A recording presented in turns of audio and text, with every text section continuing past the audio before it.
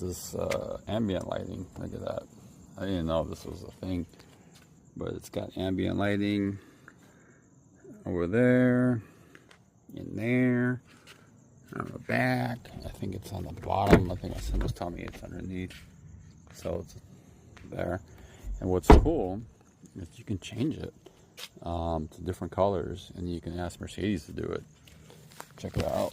Let's see. Start her up.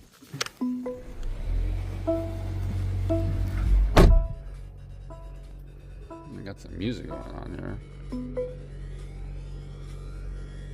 Where's the music coming from?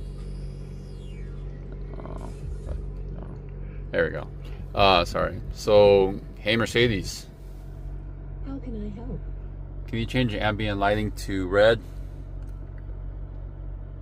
Okay, I'm changing the color. Kapoom! Red!